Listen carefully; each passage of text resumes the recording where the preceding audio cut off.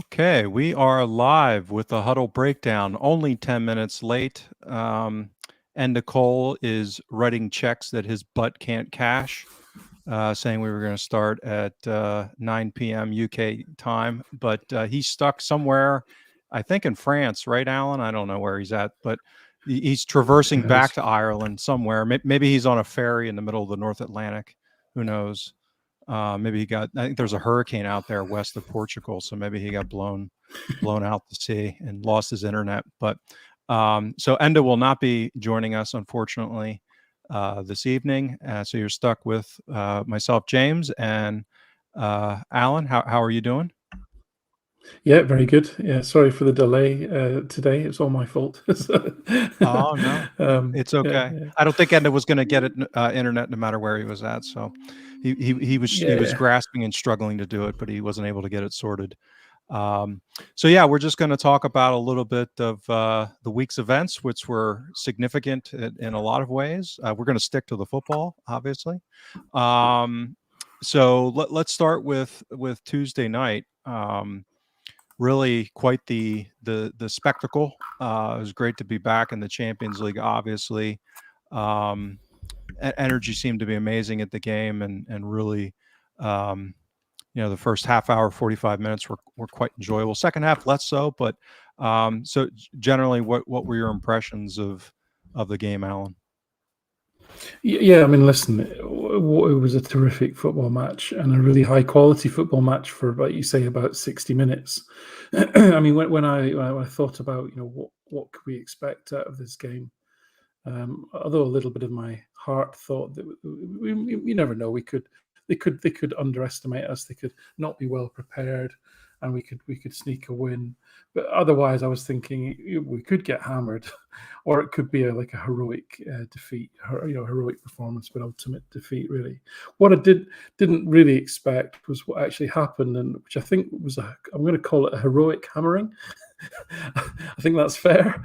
3-0, and they kind of stopped trying after that. After they'd scored the third, I like that. That's a new classification. I like that. Yeah, heroic hammering. But listen, there was a lot of honor. There was a lot of honor that Celtic took from that game. I think we wondered. Well, we didn't wonder. We knew what that Postecoglou was going to go into that game and try and play more or less his normal style, and this is what he'll stand and fall by. And he largely did that. There were a couple of interesting little tweaks. So. We went with Abada rather than the high pressing Maeda, which was a slight surprise. But at home, putting on somebody who's more of a goal threat was a good positive move. Secondly, was really when we didn't have the ball, and we kind of stuck into quite a traditional 4-4-2 outside, without the ball. O'Reilly pushed on with Giakoumakis to form the first two pressers, and my goodness, did they put in a shift, those two. And the other thing was we went slightly longer. I think we wanted to get the ball forward quickly. We wanted to exploit, because they tend to move forward, not slowly, but they tend to move forward as a team. So generally speaking, there was space in behind. They were quite high on occasions, and we did play a slightly higher percentage of long balls than what we normally do. So I think there are a few little tweaks in there from the normal sort of Ange ball, but ultimately, we pressed them high, we pressed them when we could. But the one thing that really impressed me actually was when either the press had failed or the press wasn't the appropriate thing to do, we kind of fell back into quite a nice shape. Not too deep. I would call it a mid-block at worst. And we weren't even particularly compact, but we worked hard to plug the gaps. And we didn't make them look ordinary, I would say, but they didn't have a lot of chances in that first half at all. And again, I wouldn't say they were in any way worried, but we made the game uncomfortable for them. It wasn't a comfortable game. They lost possession in their own defensive third 6 times in that first half.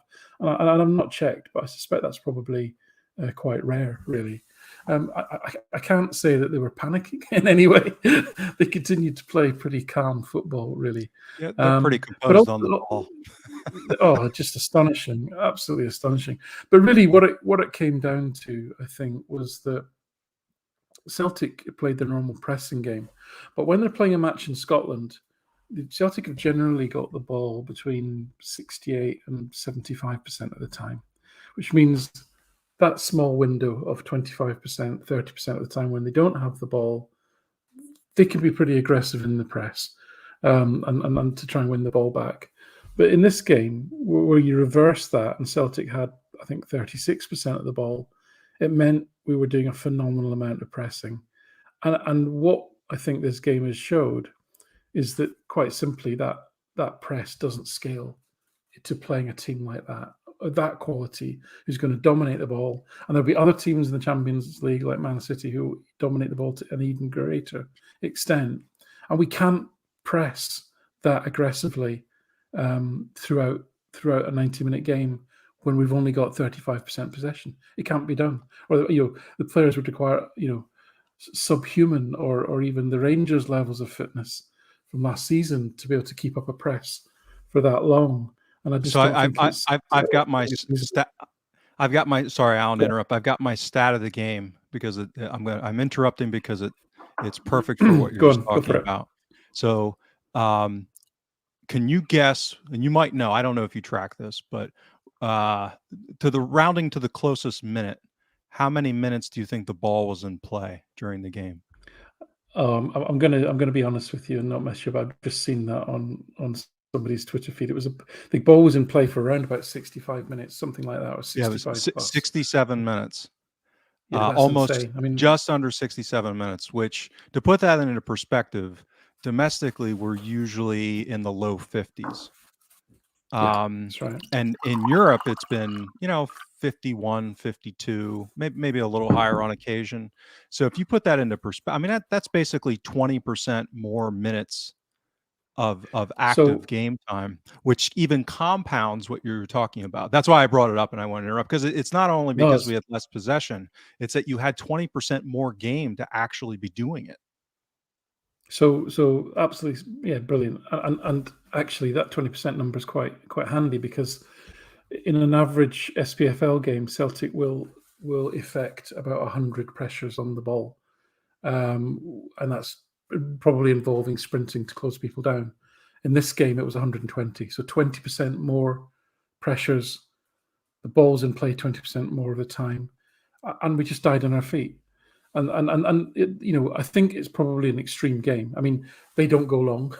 They were keeping the ball in play. They're so skillful, and the control and touch was incredible. Even a ball out to the wing that might have a bit of height on it, no bother at all. Any part of the body, they'll master it. Phenomenal. So the ball was, like you say, in play almost constantly by modern standards, and we just couldn't keep that pace going. So I don't think it will be like that against many other teams, and certainly not in this group.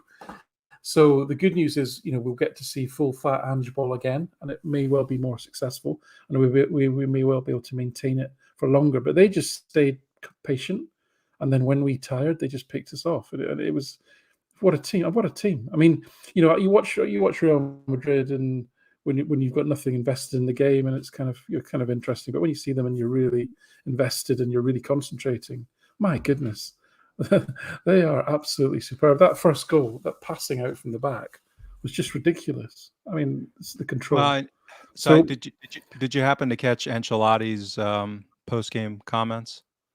no, I haven't seen either's post game point. I'd like to go back and see Yeah, Postecoglou's, because I'd be fascinated to see what he said about it as well. yeah.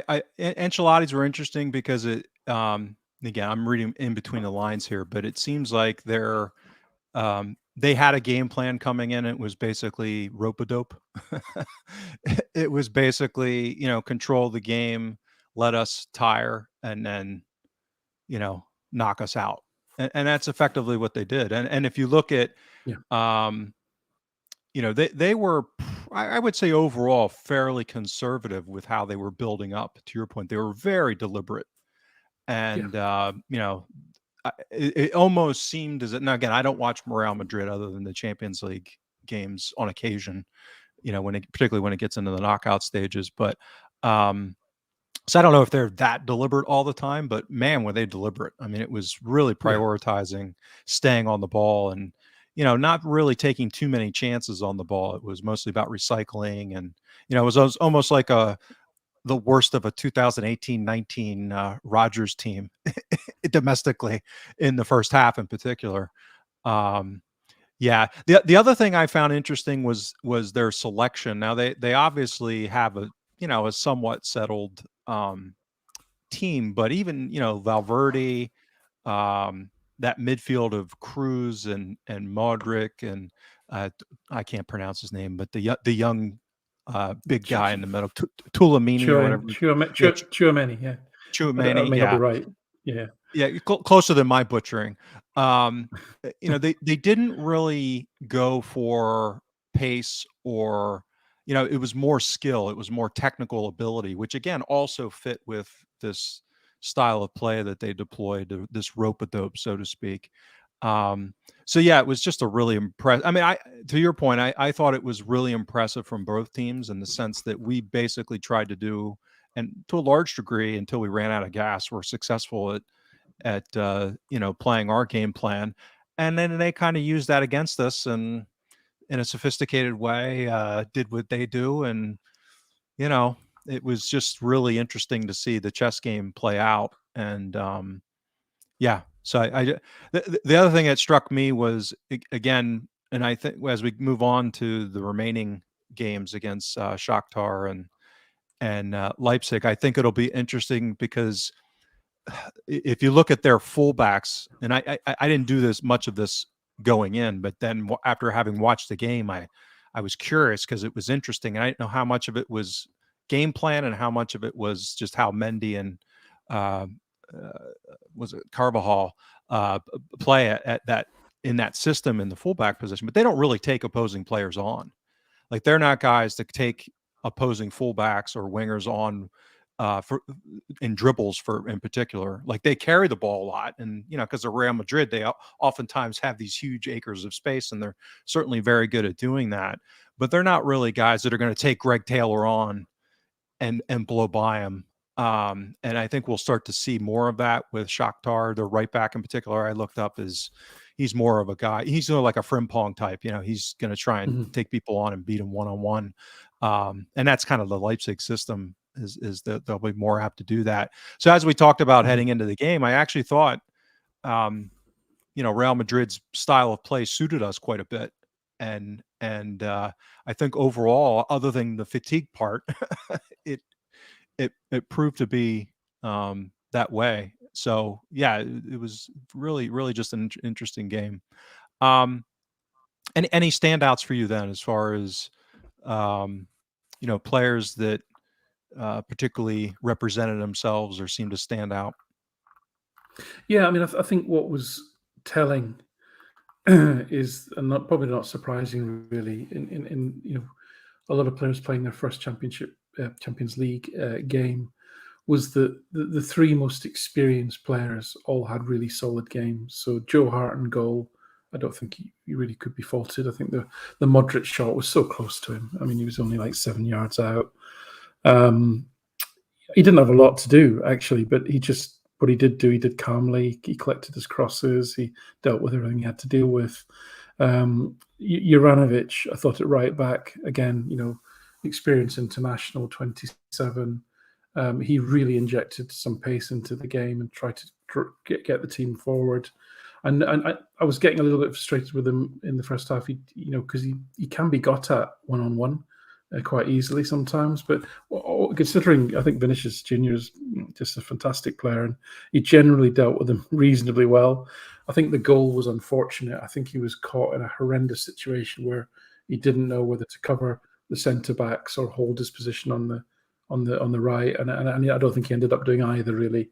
And then No, and that was a hell of a one, pass. I mean, the vision and the delivery yeah, of that yeah. ball was world class. Yeah, I still think if he'd thrown himself to block the shot, he probably. might have affected it. And I couldn't believe that he didn't do that. But I thought overall he was a bright spark. And McGregor had an absolutely terrific game. I mean, he because teams in Scotland have started to man mark him quite closely. And actually, in some games, he's had surprisingly little of the ball. but they weren't going to mind Mark McGregor. I mean, they weren't going to. I mean, they did give Jota, actually. To be fair, I think they were a little bit not worried by Jota, but by picking Valverde. Valverde's a very athletic player, and a very good defensive player as well. And Carvajal, of course, is a hugely experienced, gnarly fullback. And I think they picked those two in tandem to keep Jota quiet. I think they did a good job. But yeah, coming back to McGregor, I think the three sort of not elder statesmen, but the three more experienced international players were the ones that seemed to kind of really step up. I felt off the younger ones, the ones I thought that did particularly well. I thought Jens had a terrifically calm game. His passing was excellent. He really looked very composed. He didn't get flustered. I know we had a total systemic collapse for that first goal, and I suppose but that was a tired team being picked apart by just incredible speed of passing and movement. But overall, I thought he was he really stood up. Another one, of course, who never played a Champions League game was Hatate. My goodness, he looked like he belonged. He looked like he belonged in that midfield with Kroos and Modric, which you can't give higher praise than that. He's got this wonderful ability sometimes when he gets the ball. His personal universe seems to slow down, and no one can see. And he just eases away from players with a little change of direction, and he's always looking to do things quickly. He's always looking to get the ball forward quickly.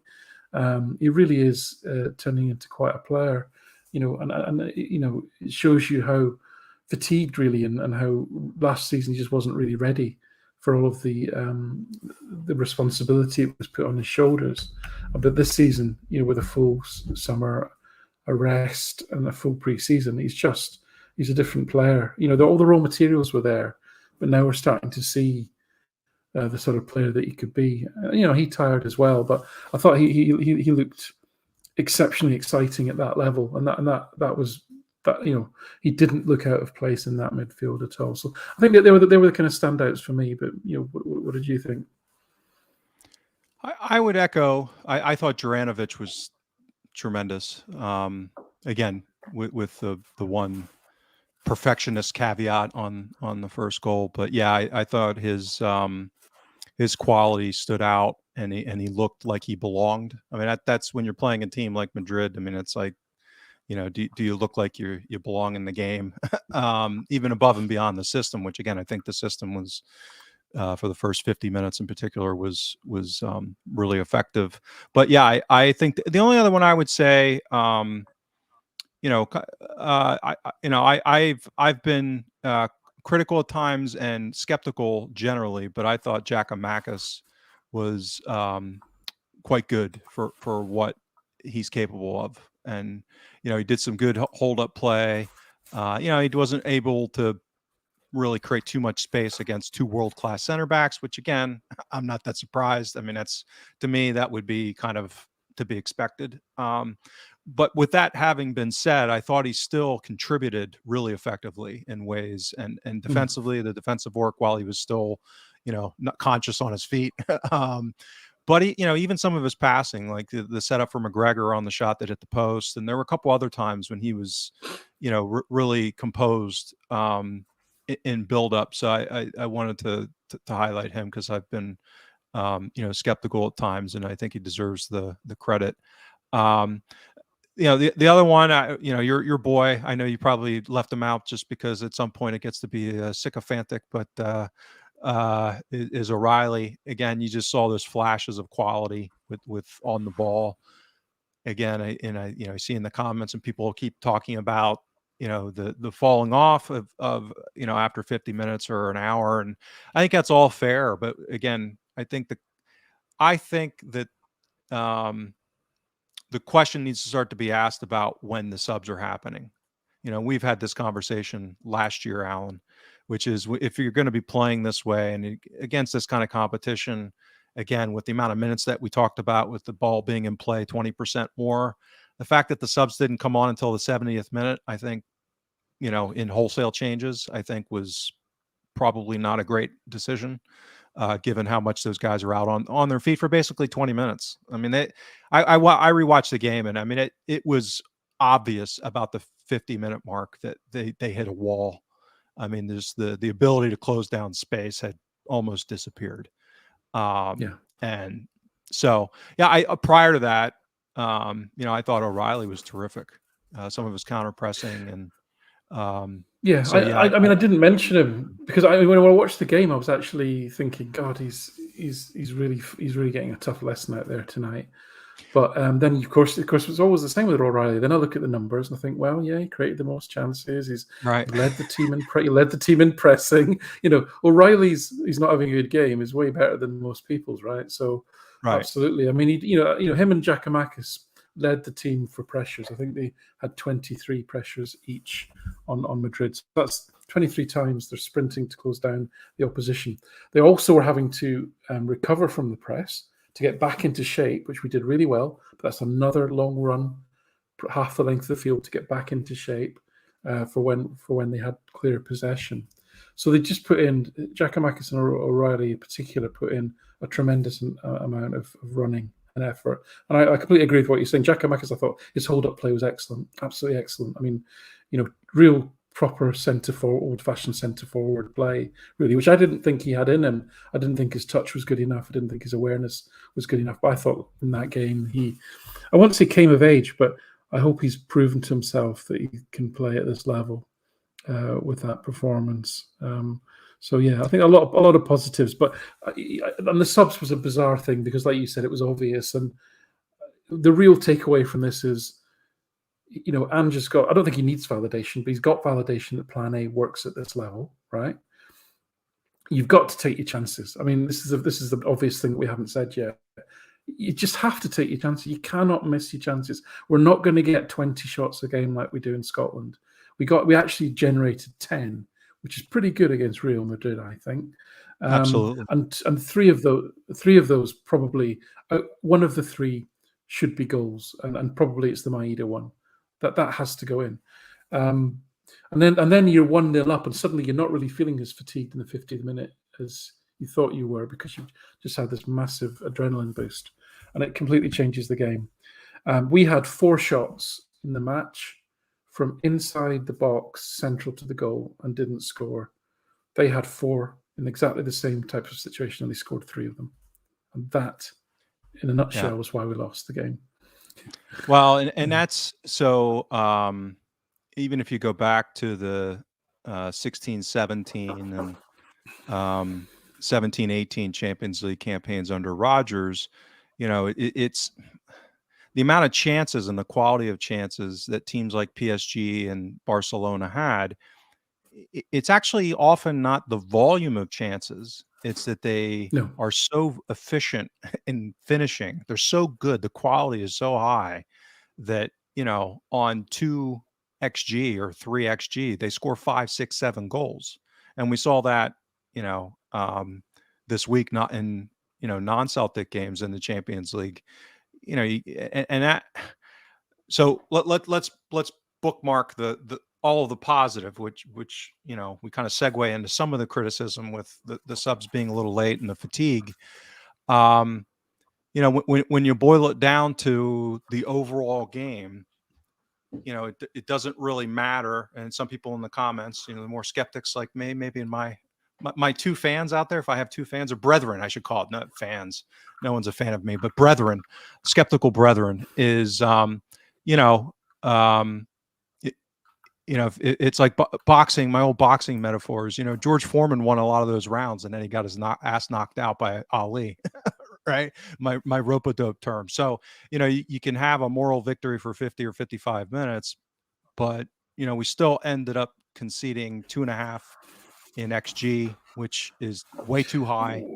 There's huge variation in the XG from this game, which is interesting in itself. Actually, it's a whole nother story. But I know that was the Stats Bomb one, but a lot of variability in that. Yeah, I think the big variable on that is through balls and one-on-ones. So because effectively they had 2 or 3 one-on-ones, or just for example, the the Hazard finish where he basically had a wide open net.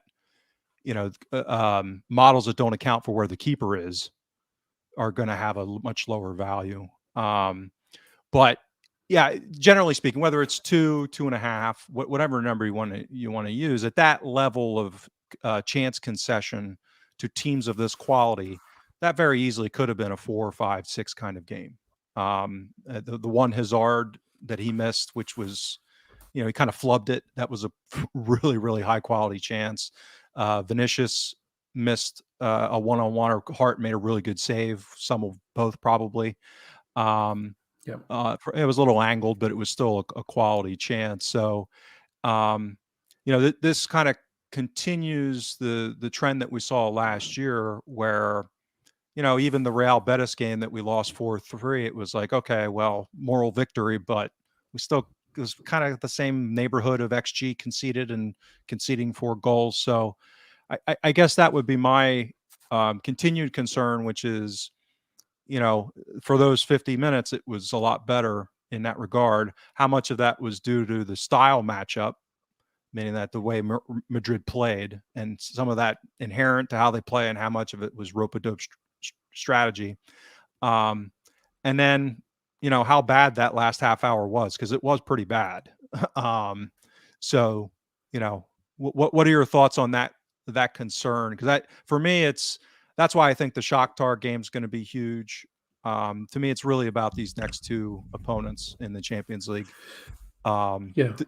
Because to me, that's going to be the benchmark here. It's because they're going to play.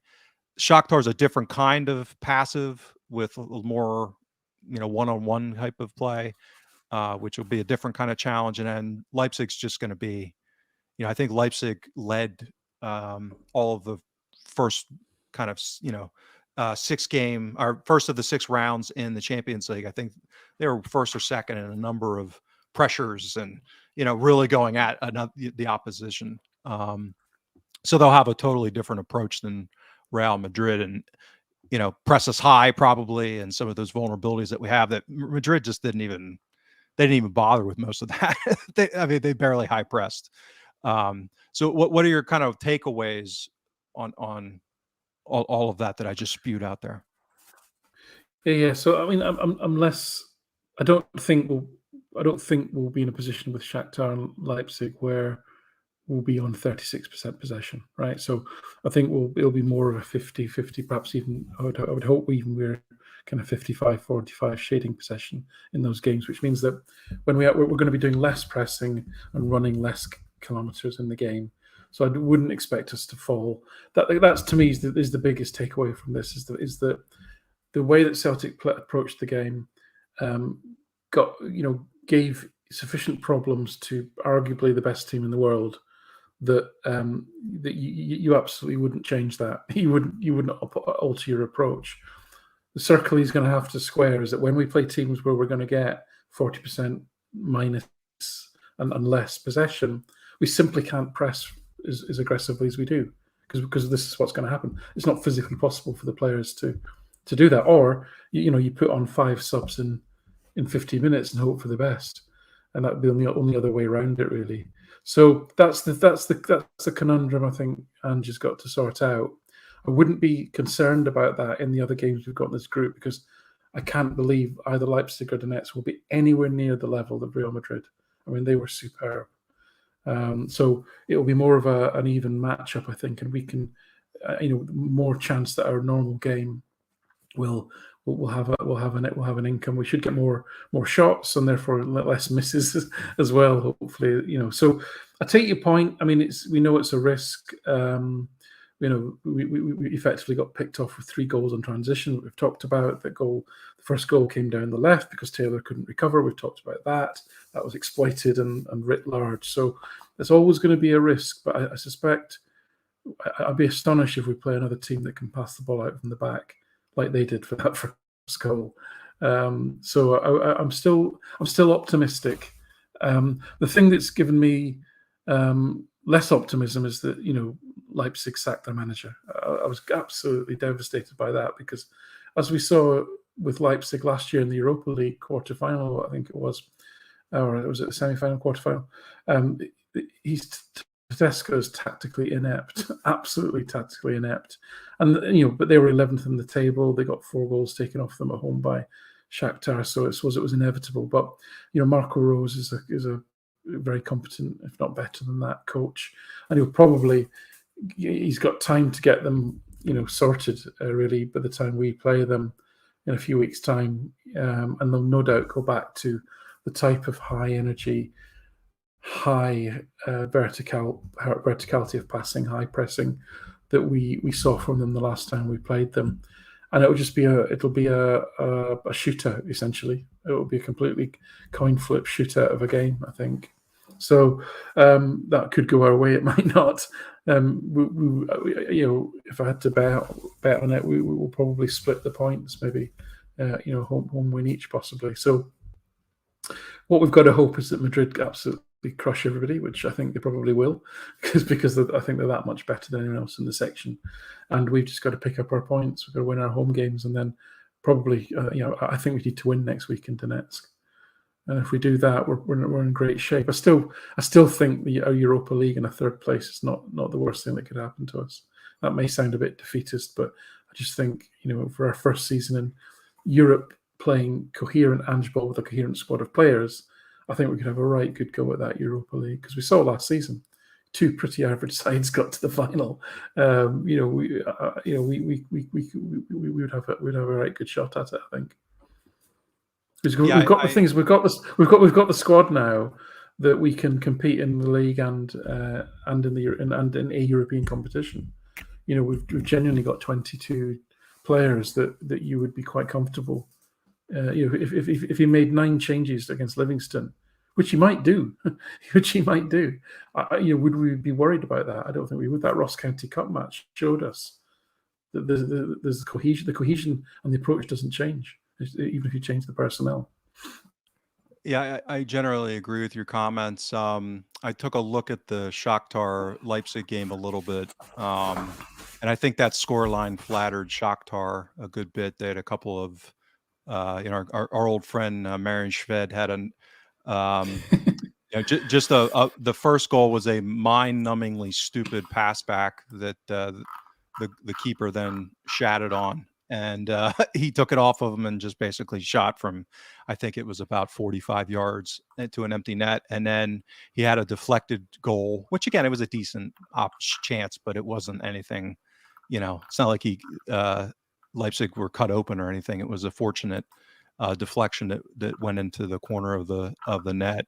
So yeah, I mean, I think why I agree with you. It's going to be really interesting because they have a couple of players that look really, really good.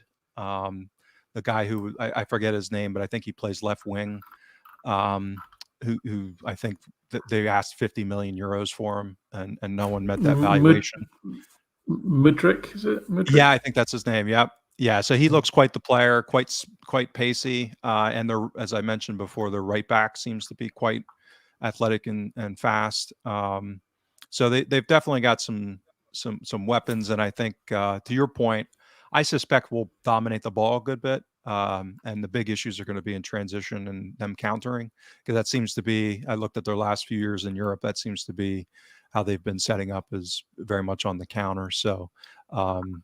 But yeah, we'll get to that next Wednesday, I guess, when we take a look. So let's stick a pin in that game, unless you have any last minute thoughts or comments. No, I was just looking at the Leipzig Shakhtar stats on FotMob. Yeah, Leipzig had 68% of possession, 551 passes to 244, so completely dominated possession. The XG from the game was 1.41 to Leipzig and 0.95 to Shakhtar. They scored 4 goals off 0.95 XG. They scored 4 goals from 5 shots in the game. So it sounds like a bit of one of those games, really.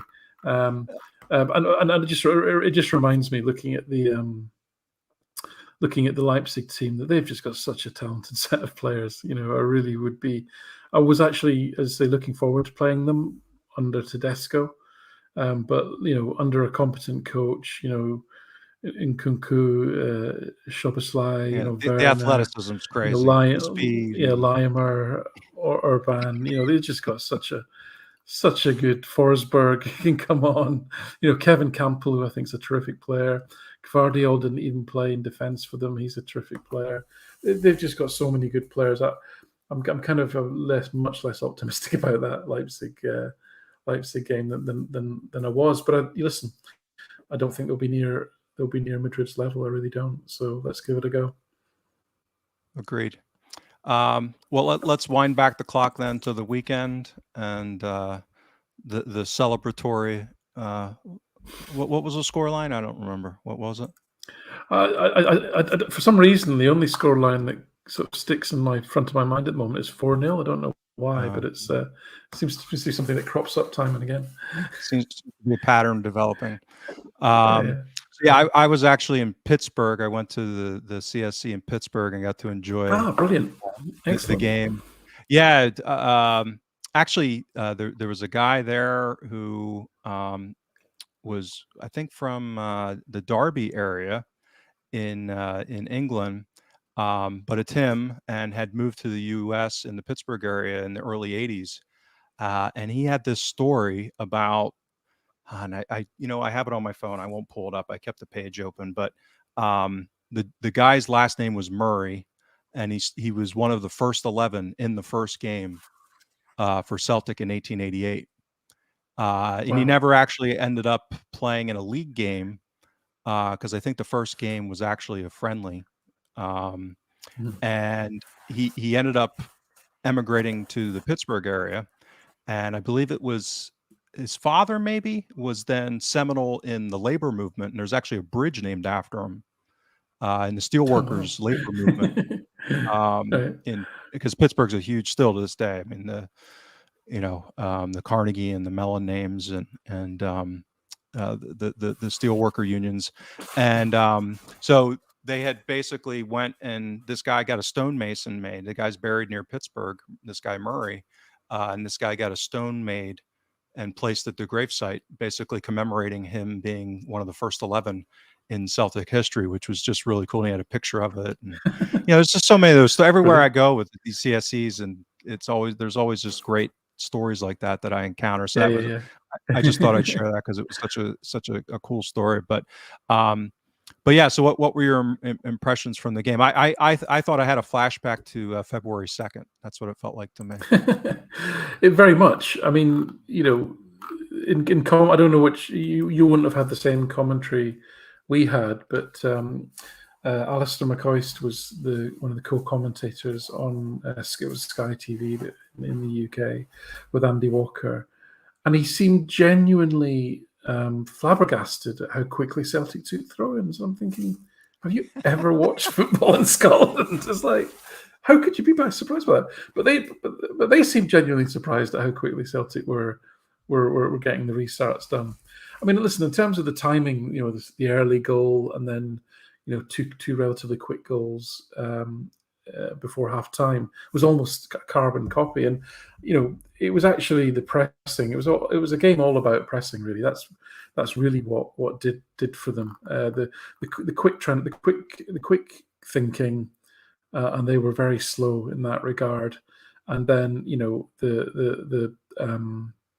the quality of Celtic's pressing, but really, I didn't think we played that well. I'll be perfectly honest. I don't think we played that well. I don't think we had to get out of first gear. I thought they were appalling. They were absolutely appalling. There's something not right there. That's not a happy camp. And I don't know if you watched the game against Ajax last night, but they were gutless. They were absolutely gutless. I mean, that Ajax just were swanning around, just enjoying themselves at the end. They could have put 7 past them quite easily if they'd wanted to. So that's 2 big games where there was none of the energy and intensity that they had last year, none of the even aggression or just basics. Even the basics just weren't there. Just not switching on at throw-ins. Just not picking up your men. It just really, really poor. So I don't know what the reasons are for that. I suspect there's certainly Morelos and Kent, obviously, no intention of signing new contracts and probably looking at the next move. Kamara, well, I mean, one of their blog websites even wrote an article saying that Kamara had chucked it. So that's not me saying that. That's their own fans. So clearly not a happy camp. Obviously, the goalkeeper has an absolute nightmare as well. First goal and the fourth goal, directly down to him. Really, didn't keep out Abada's shot, which is pretty central and not that hard, really.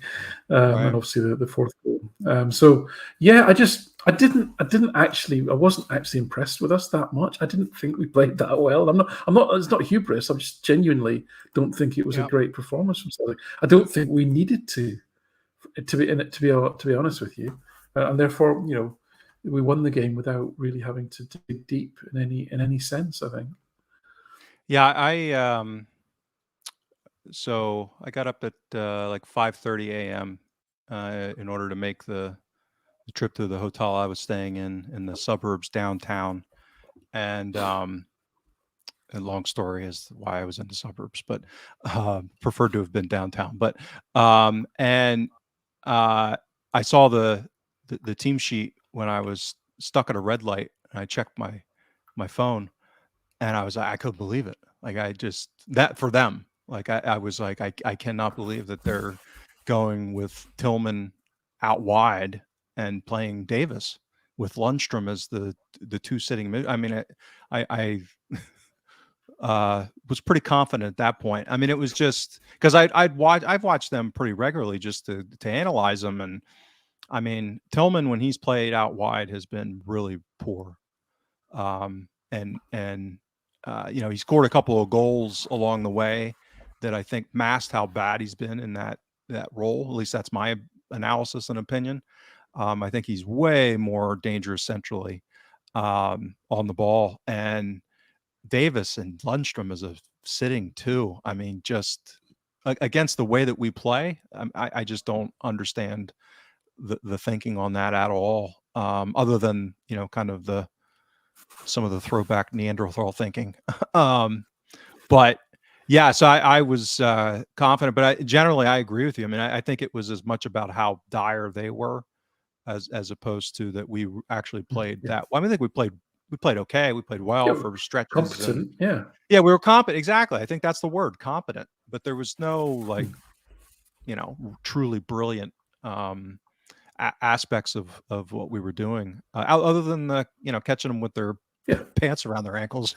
Yeah, I mean, the Jota's run, O'Reilly's pass, the way that Jota, got himself to the ball and composed himself for the finish was top class. But I'm sorry, Jota's class, that finish, right? Yeah, all because they fell asleep. A free kick. It was just basics, absolute basics. So yeah, really strange. And we had talked about before the game about their vulnerability in behind like that. I'm surprised it was Jota doing it, but obviously Kyogo had come off with the injury by then. But yeah, I mean, the fact that we nailed him on a through ball in behind was not surprising. But yeah, that finish was just amazing. So yeah, any other thoughts on setup or tactics? I mean, we did what we do. I mean, there wasn't all that much. Yeah, I would say, if anything, and this actually relates to the Madrid game a little bit, is I thought we were maybe not quite as aggressive in the opponent's final third in either game as far as pressing. Like, we were still pressed, but it wasn't as balls to the wall. And I wonder how much of that was in preparation for, in a sort of, preparation for Madrid. Cause I think we only had maybe 45% possession against them too. Now, again, some of that's game state. Yeah. Some of that's game state. Game state, yeah. I think it's game right. state. Yeah. But again, that's why it echoes with the February game, I think. But yeah, I if there are issues that they're experiencing from a culture perspective, that obviously would be different. But other than that, and that's a material risk. I mean, that can't be ruled out, obviously. But other than that, I think I wouldn't extrapolate too much from that game because, again, we've talked about the fact that GVB seems to, get some of these calls, kind of like a mini Lennon in that regard, and where he likes his little changes and his tweaks, and sometimes they're just absolutely horrific. And to me, like I said, Davis and Tillman in the roles they were, I chalk that up to a GVB special. And is there a chance he would do that again? They were a lot more effective and coherent subsequent to that February game for the rest of the season. Obviously, they've had the change in personnel that we talked about last week, losing Bassey. I mean, I don't know if you saw Bassey for Ajax. He was terrific the other night. He did well. Yeah, he didn't have a lot to do. No, but he was even better on the ball than I had seen him at Rangers in particular. I mean, I was pretty impressed by him. Yes. And missing Rebo. I mean, who couldn't play in that team though? That Ajax team. I mean, it made me laugh actually watching that Ajax team, because it looked to me like watching a top class under 18 team. And then at left back, you've got one of the dads standing in, which is Danny Blind. And it just was really funny. It's like, why have you got this old guy playing? He's rubbish. Yeah. It's like, the rest of you are just fantastic, young, pass the ball. And then Danny Blind gets it, that trickles out of play. It's just like, oh, God. It's really funny. Yeah, Tadic is the other one. I've always loved watching him play just because he's so... Yeah, he was awful, actually. His decision-making and execution was terrible. Yeah. I just love watching him because he takes so many risks. And he does, yeah. When they come off, but when he's not on it, it's not good. Yeah. But it was so easy for them, really. But yeah, I like you say. I mean, Morelos obviously seems to be completely unprofessional, and I think with Van Bronckhorst, he's actually, especially Dutch tradition. He's got actually a very fixed way of how he wants to play. And I know he does alter his approach. He wants people to follow orders, and he wants them. And that's why players like Sakala don't play, is because Sakala just plays off the cuff, and that's why he doesn't get a game. He freelances, and he does. And Van Bronckhorst doesn't like that. He wants players to be disciplined within, and that probably causes some problems as well. I would imagine for them, but very interesting, because if they go down the route of a new manager, if things don't pick up, which you never know. I mean, they were bereft in those last two games. I mean, really, it wasn't like an unlucky defeat or they've had an off day. Those are the two big games, and they've been absolutely chronic. If they do go down that road, then that's going to be very interesting, because where's the money for the rebuild? You know what I mean? So that will be very interesting if they go down that road. So Celtic just need to keep doing what they're doing. We've got a great manager, a coherent squad, and we just need to keep the foot down, basically. Yeah, again, only because I like to try and create some balance. The other thing, and this was something I mentioned, I think, back in July, on balance, the first round of the fixture list tilted in our favor. So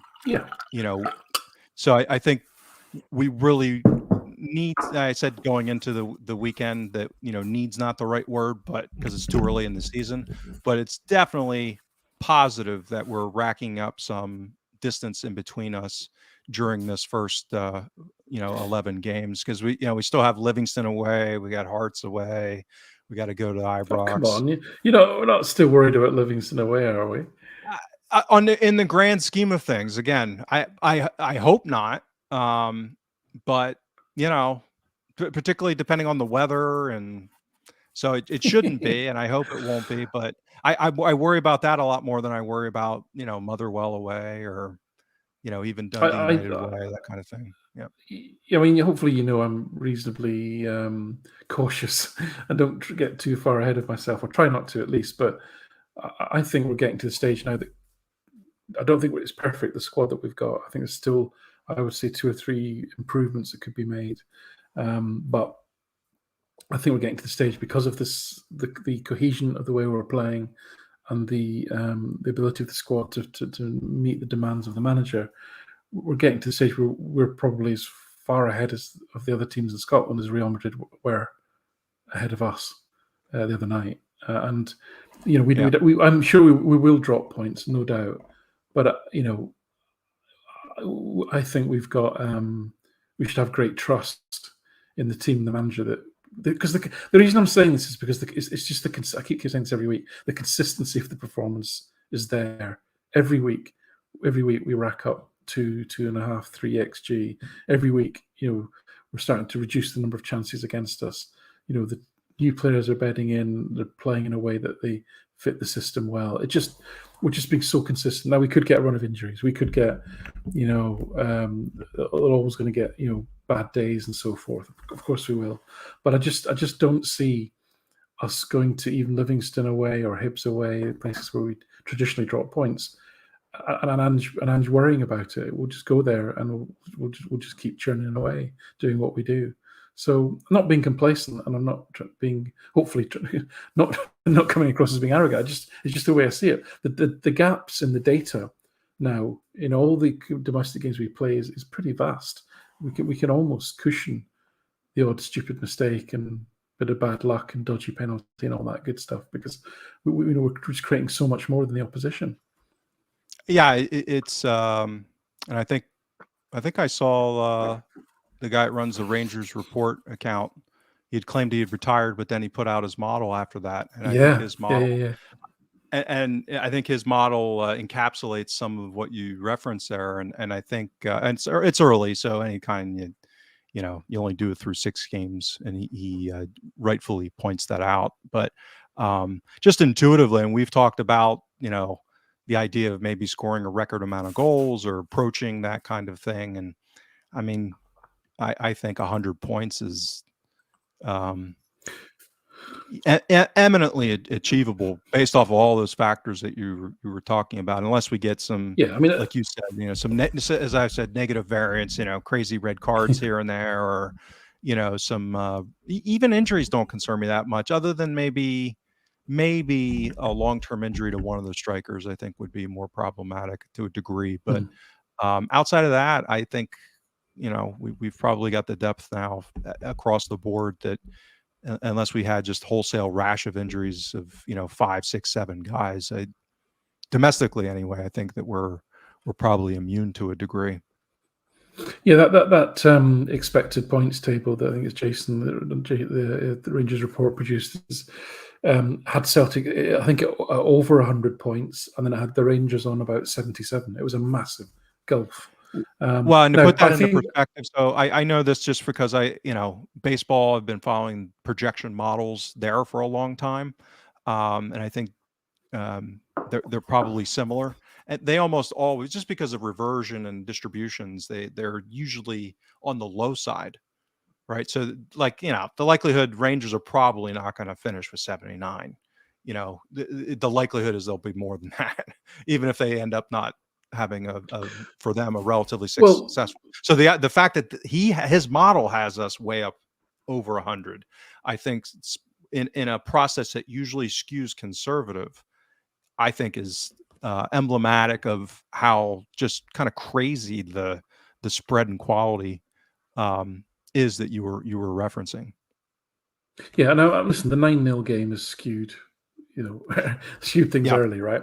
And we set out to play pretty much. I think if Ange had been able to play the same first 11 in every league game, he pretty much would have done. And we had to rotate a lot of the centre halves around, which has been quite interesting actually in itself. But I don't think we'll see that. So I think we'll stop. I think we'll stop generating quite as many chances as well, only because I think between now and November, I think we'll see a lot of rotation. We have to. Just naturally, yeah. But again, if we go back 12 months, the idea of either Rogic or Turnbull getting hurt, sending shivers down our spines. Unfortunately, they didn't until a good bit later with Turnbull. But it's even if an O'Reilly or Hatate misses a month at this point with a pull or something, it's not cataclysmic. And also that quality to be able to rotate where Rogic and Turnbull were flogged last year, and we've got even a more compressed. So this leads us to the weekend. So we don't know if we're going to play, obviously, for reasons. Sorry, saying in the comments that it looks like we're not. I think that was from what I was reading, that was the likelihood. So I don't know what that's going to mean for the fixture list, which was already clogged up. I mean, I would think that's going to get pushed to next year, some of these games. I mean, there's just no room between now and the World Cup, I don't think. Because, I mean, I don't. Champions League, that kind of Well, there'll stuff. I be mean, some. There'll be your what do you call it? The Nations Conference League, whatever it's called, whatever the international, right? There'll be international in games, I September. imagine, in September as well. So I'm just bringing up my fixtures here, but yeah, I don't know that there's. I don't think many there's gaps, any really. midweek open until the World Cup. Got you. That's my memory. And then you got to get the League Cup in there too. I mean, I can't imagine that I don't know how they get them in until the next year then, let alone if they're going to do two, this weekend and next weekend. I mean, I read somewhere 9 days or something. I was like, What? No sport for 9 days? I don't know. Whatever official I think briefing I don't. is. I don't want to get into all this, but I Yeah, believe agreed. somebody told me the football this evening that the plan is that the funerals in something like 10 days, on day 10 of whatever. So if everything stops until that moment, then yeah, that's quite a big. But obviously we have to play in Europe. I mean, bloody Europe's not in the morning. You know what I mean? Right. So yeah. Right. Well, we'll see how it plays out. Well, we've come up to close to our hour. So, any final thoughts? Well, I mean, we're kind of outside of getting ready for Shakhtar, I guess, because the game on the weekend's a no-go. It looks like, unless somebody's lying to us in the comments, since we've been offline here. But so yeah, any thoughts heading into Shakhtar then? No, I think definitely take heart from the Madrid game in terms of the efficacy of our style and our play. I think the gap to the likes of Madrid is just an absolute chasm now. The Celtic are the most coherent that I can remember since probably you'd have to go back to probably Martin O'Neill's team, really, in terms of having 11 players with playing in a very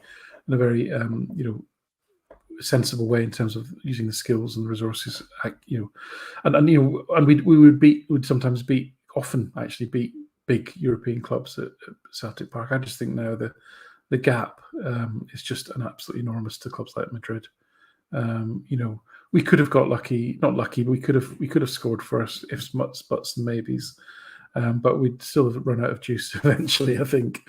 And I'm sure they would have, if they decided to up their pace, I think they had a few more gears to go to. So I'm not kind of disappointed by our performance, but there's certainly things to ponder there. Just really excited about the next game because I just would love to see us be able to play a team where we're going to have a bit more of the ball. And they don't have anywhere near the class of a Modric or a Cruz in their team, and we can really see handball for in all its glory on that stage. I think it'll be pretty exciting, actually.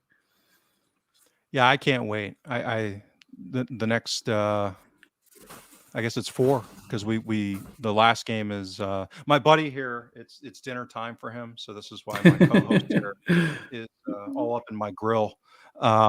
So yeah, it's I think Madrid's the last of the 6 games, I think, right? So we go Shakhtar, Yes. Leipzig, Shakhtar, right? Yeah. So this run of 4 games, and outside of the international break at the end of the month, I mean, they're going to come fast here. So yeah, I'm really excited.